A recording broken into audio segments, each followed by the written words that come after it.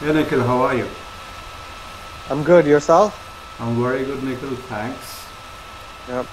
So, guys, hello and welcome. This is Paris, and this is the second of my video blogs, wherein I share helpful strategies, hints, and information to be a successful international student in the United States. Now, in my past video, I'd share a technique to how to find the right fit, as a school. And today I'm very excited to have with me my dear friend Nikhil, who is joining me from New York. He has a master's degree from US. So Nikhil, welcome again, and thanks a lot for doing this vlog. Yeah. Thank you for inviting me for this. No, it's my pleasure, Nikhil. As you know, I'm doing this blog for aspiring international students to United States. And since you have been one, I'm sure there'll be many people who would like to listen, to your experience and possibly benefit from it. So to start with, could you briefly share with us, your background? When did you went to States, which university, and where are you now with job? Yeah. I have been in US for about 10 years. So I started my schooling in 2003, and I finished in December. I started January 2003 and finished in December 2004. I went to University of Houston in Houston, Texas, and after that I started working as a IT audit consultant, which is what I do as a profession right now.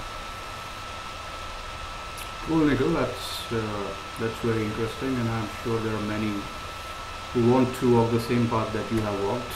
So this would be an interesting discussion. So could you share a little bit about admissions? I mean, how to go about getting admissions? What all formalities you have to do? What all tests you have to take? Did you got any scholarship? And what all they look for before admitting international students? Yeah, for me it's been 10 years. So I'll share what I can, what I went through. I really did a GRE test and TOEFL for English, and based on my score, I applied to about, I think, four different universities in US, and I got through University of Houston. So that was my procedure. I remember writing essays is very important. So essays is your GRE score, of course, is important. Your essays are important, and showing whatever community work or whatever social involvement you have in your community is I think is the best way to get admission. Yeah, true, Nikhil. As you said, you have to take different kinds of tests, and that might include GRE, SAT, ACT, TOEFL, GMAT, for people who want to do masters. Yeah. And as a typical model, I would say that they would look for your grades and transcripts. You obviously have to have some application fee that you have to pay to enroll to these schools. They might demand from you as well some letters of recommendation, like they asked in my case. Either your supervisor at work or maybe your university professor could write these letters of recommendation for you. Yep. And they may also like to see your financial proof, as if you'll have sufficient funds for study when you'll be enrolled as a student. So generally what they ask is a bank statement which has to be signed by a sponsor, maybe your parents, or if there is any other sponsor. that you do have sufficient funds, you can live well and manage your cost Yep. of living Yep. and studies over there. And as you mentioned, essays, they're always important. It offers the school, the first an idea about what's the viewpoint of an individual. And as you said, you also have been showing how much socially involved you were, in your community. So Yeah. yeah, so that's pretty much about a typical model of what they all look for. And Right. Right. as I understood, you started in the spring semester, is it? Right. Right. In the spring. Okay. So I'd just like to tell the students that there are like 3 semesters typically. Is the fall semester, which generally there is no hard and fast rule, but generally it's spread over September to December. And then there is the spring semester, which is which spreads around from January till May. And these are the 2 Yep. major semesters where admissions are held. Isn't it, Nikhil? Right. Right. 3 semesters. I mean, just like you described. Yeah.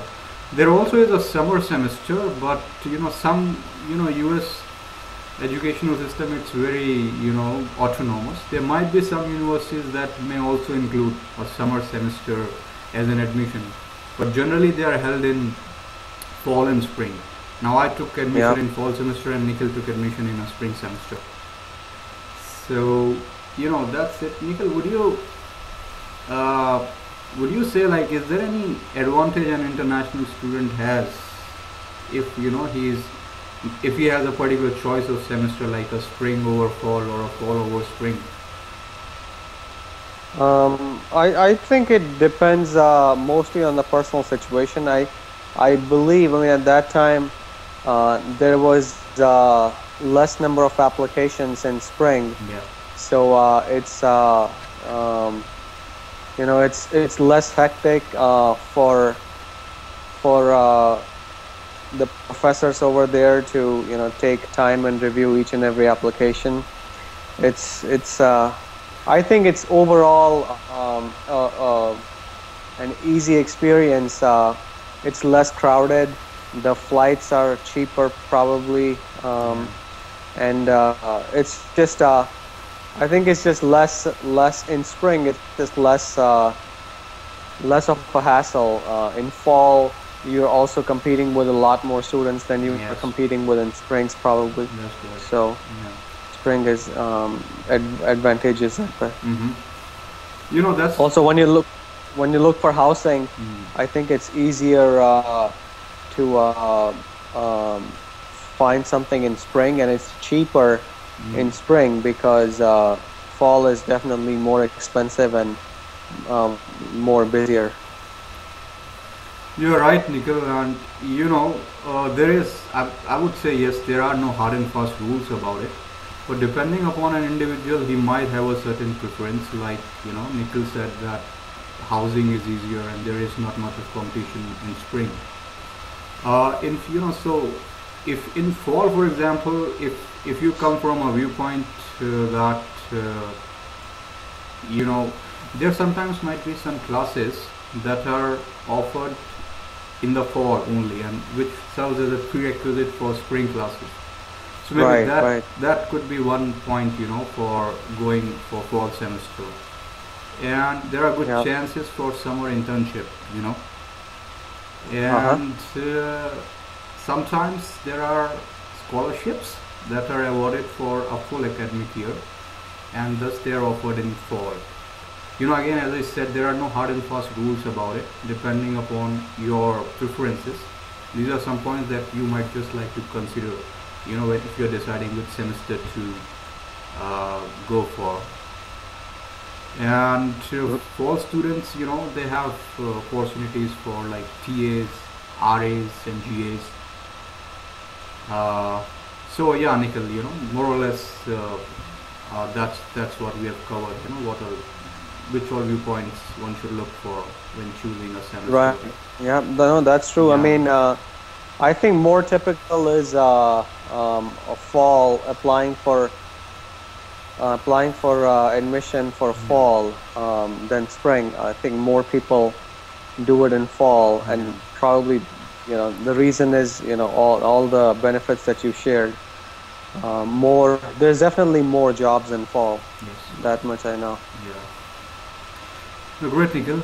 Now, I'm very interested to ask this particular question to you because you have, quite a, quite a good number of years as an experience in states. Excuse me. Bless you. Thank you. So, would you like to talk a little bit about networking? How to go about networking with students, potential employers. Networking is such, because everybody understands the best way to land a job is to have some good contacts, within the industry or with your professors or your ex-students. Could you share your views, about how to go about networking? Yeah, I think once you arrive there, rather than living by yourself, you can live with roommates, or if there's an offer from the seniors to share room with them for first few days or weeks, definitely take up on that. And I think the key is to really be in touch with as many seniors in your course as possible, and attend as many international student events as possible, so you can meet a lot of people, and through your seniors you can get introductions to people who are already in the industry, who are alumni of the college, of your course. So I think that's you should just get started that way, just to have a lot of interaction with your seniors. No, well said, Nikhil. So, I would also suggest, you should have in the back of your mind that, you have to be proactive about networking. And, Yeah, absolutely. you shared some very good, tips as to, how to network with your seniors or, the ex-students of the school. And, there are many small things that I'd just like to share, which if we do, that can really help us network better. For example, when you have, after your classes, when you have a lunch hour or a tea break or something, it's a good idea to just mingle among your college friends which happen to be from different cultures, and you must try to know more about them, and you must try to hang out with them. And this could happen like after class as well, if they are trying to go for a coffee shop, they are trying to, they might go for a bar, they must just plan to go outing to see places. Right. And as such, what I have found in US, people are very enthusiastic about sports like football, the NFL, basketball, NBA, baseball is the MLB. And they do like to talk a lot about say weather, stocks, or we must try to also we can try to discover as to what is it their areas of interest are, so that we can talk to them about that, and that can help us network better and form a bond, form a friendship with them. And when I say that, I'd also like to emphasize that there is a very wrong notion that I have found among some people, that we do networking to land a job. See, that I would say that's a byproduct. We do networking preliminary to form a connection and to form a bond, with someone. So this is what I'll suggest, when you're approaching your seniors, or when we are approaching, our colleagues from different cultures, we should try to be good friends with them, that should be our purpose. And once somebody has formed a connection with you and he perceives you as a good individual, a genuine guy, if he comes from that point, and if you might require a help from him down the line, say for internships, he'll be more likely to help you if he really feels a connection with you and he thinks that you are a genuine person. So that's true. There are many formal and informal networking events that happens, that might be happening around in your school as well. For example, there are many speakers that might be called to your school to speak about their industry or a particular challenge that the industry is facing. And once that is done, what normally follows after this is a networking session. So once again over here, I'd suggest, unless it's like an official career fair for networking, unless that's not the case, you always approach people with a genuine sense to know them, and tell them about yourself, how passionate you have been, in knowing about the industry. And maybe you can exchange cards, and you can tell them that I'll be happy to keep in touch or meet you at another networking event. So you must try to build some sort of a bond or some sort of a connection. And you very rightly pointed out that the school's alumni or the seniors, they are a very good resource, whom you should try to network. You can meet them at social events, and like Nikhil said, if you have an opportunity to share a room with them, or in any way if you get an opportunity to form a connection with them, you should consider doing that, because this would like give a strong connection. Otherwise, what I have found is, if you go around in a networking event and you just share 50, you are meeting somebody for the first time, you share cards, and it generally does not mean anything. Chances are less that in like this somebody is going to come back to you. But Right. if you have formed a bond, if the other guy feels that no, this guy is a sensible, genuine guy, and if down the road, if you feel around, if you are in some need, say you are looking for internship, and you just put it in their awareness that look, it's internship times now, I'm looking for opportunities, they'll be very likely to help you. What I have found is people are willing to help. The only thing is they are just looking for genuine people around, not people who just come to meet them for their only interest is somehow get a job, and once they get that, they don't even recognize the person anymore. So yeah, this was some points that I noticed.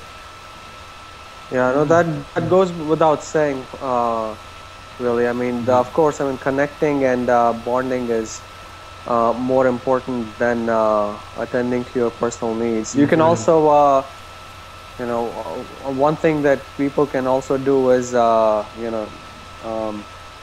get to know their seniors before they arrive, Yes. and maybe they can bring something for them from India if they need something, or just bring some Indian sweets, or Yeah. always keep that in mind to also offer something to them. Yeah, that's a very good point. I mean, show your genuine interest to really know and connect with people, and everything Yeah. else just follows naturally. You don't even have Right, to right. do anything about it. Right. Hey, And Paras, yeah. I have to leave at 1, so Mhm. either we can do some questions today and we can do a part 2 of this call, or we can, quickly do it, whichever you prefer. Okay, you have around 10 minutes. Yeah, so I can do the part 2 next week, or we can finish quickly today. Whichever way you want it. I'll wrap it out. I think I shouldn't take more than 5 to 10 minutes now. Oh, sure. Is that okay? Yeah, and Yep. just since we have talked about networking, LinkedIn Yeah. is a very good site, which hosts, you can join a lot of groups over there, and there are Yeah. some discussions being held by the recruiters, and if you are really passionate about going into one particular area, and you can share your views about how to tackle the challenge that the recruiter has posted. So I found Yeah. this could be a good way to get noticed, among recruiters. So yeah, that's we discussed networking in quite a detail. So thanks for that. And I'll just switch to next question now. I'd just Sure. like to speak a little bit about plagiarism. And I know it's a big concern out there in United States universities. So I just how to avoid it and what it is, what people should be careful about dealing with plagiarism. Nikhil? So when you say plagiarism, Can you be more specific? Plagiarism about something specific, or what kind of Look, it's just that plagiarism? during your course of studies, you might have to research a lot of work.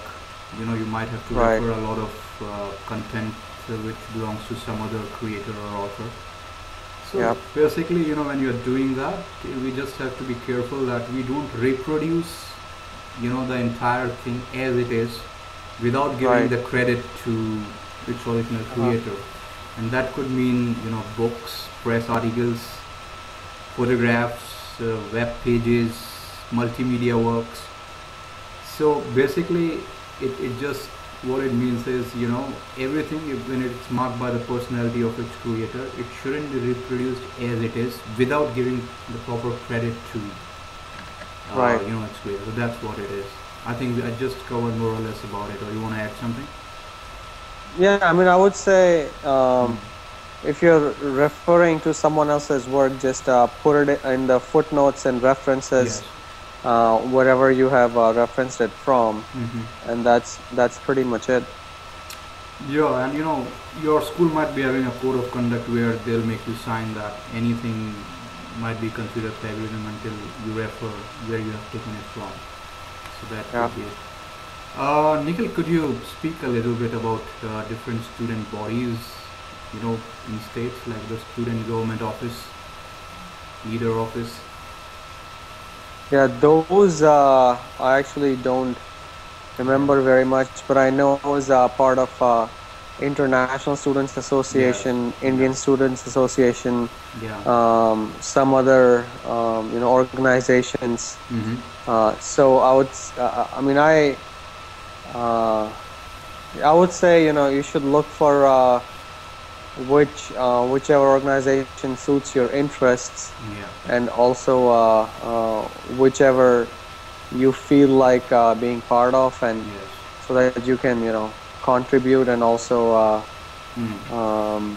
share stuff with the members. Yes, and it's also a great resource to network with people, and Yeah. you can always develop your leadership qualities. For example, there Yeah. is a student government office. It's Yeah. pretty much from the same model of the U.S. government with a student senate and a student administration, Yeah. and it takes care of the student welfare. By approving any decision the university takes for the development of the student. There is Mm-hmm. a student leadership office, which sort of like develops students' personality, and they then use these skills for the betterment of community by volunteering. And if you're good at that, they might even take you for retreats. There is Yeah. a student life office. If in any way you want to add value to the students, say for example you want to introduce a salsa dancing class, you might request these offices for potential funding, and they might just be able to help you out. And Yep. I'd just quickly like to share here, about writing centers. If English doesn't happens to be your first language, or if you are having some difficulty in submitting projects and writing papers, then there are some writing centers which provide you, free editing services to Mm-hmm. help students improve on their English. Right. And Right. you can take an appointment for it. You can via website, your school's website, or you can visit the center. And they might also help you brainstorm some ideas, for your projects.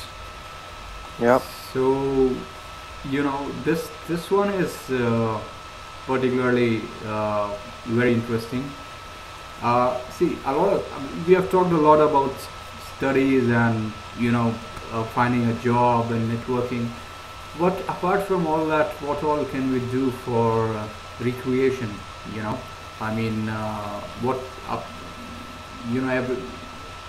we all work and no play would make anybody dull. So apart from Right. studies, what all can US provide, to help our students rejuvenate themselves? Yeah, I would say just be more social and look Mm-hmm. for what organization suits your interest. Yes. One tip I would say is that rather than going to internet for each and every question, you should call people more often Yeah. and seek their advice and their help. Everyone Mm-hmm. likes to offer their advice and help. You can always find answers through internet, but it's Yes. best to when you're new, you should get personal advice by calling people Mm. that are local in your area, Yes. and also just be you can, for recreation, you can do a lot of free classes in universities that you can Mm-hmm. take. Yeah. There's a lot of free classes elsewhere. Also, there's a website called meetup.com Yes. that has a Mm-hmm. group for pretty much every different Mm-hmm. interest, Yeah. so you can join those meetups. Yeah. So things like those, I think, Yeah. are key. And Nikhil, very well said. In fact, US, I found it. It's a place. If you just know what are you looking for, that would be recreation or whatever. It's so easy to find out. If you know what is your way for rejuvenating, say you want to do it by music, working out, meditation, or just hanging out with friends. There are a whole lot of places. One such example Nikhil gave was meetup.com, which eventually, if you know your interest area, you can just join the community over there and have fun. If you like adventure, Yeah, there are a lot of options available. You can go for skiing, hot air ballooning, skydiving. I went for skydiving, paragliding, scuba diving, canoeing, water rafting, snorkeling, bowling, bungee jumping. There are some very good yeah, state parks, national parks. There are some really good beaches, Miami, for example, Hawaii, Maui. yeah, And as you said, there are meetups. If you want to go for, you want to know about opera or you like operas, then you can discover a meetup close to you, or there might be different places around where you can hang out to learn these stuffs. If you are an avid reader, you want to read a lot, you can take a membership at a public library. yeah, And apart from that, there are bookstores which will allow you to just read any book for free. You can just go sit there and read it.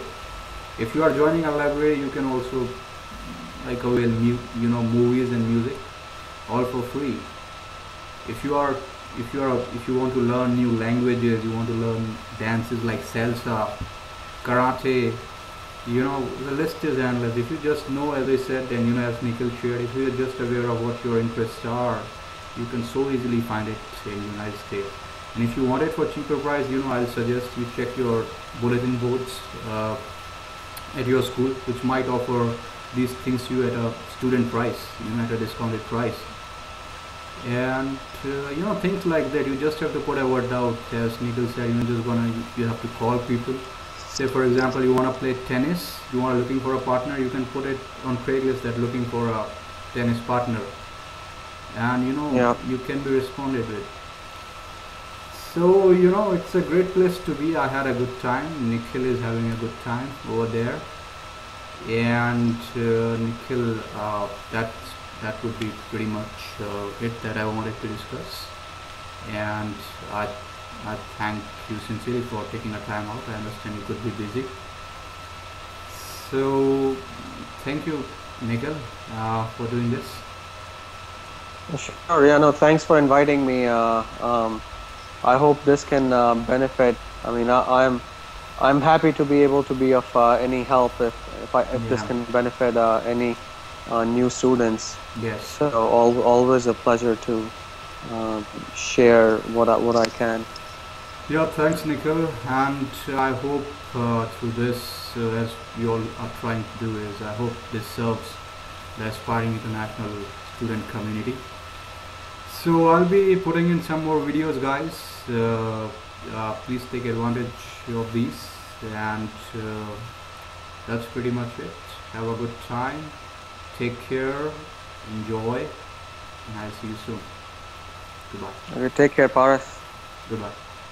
Yeah. Bye.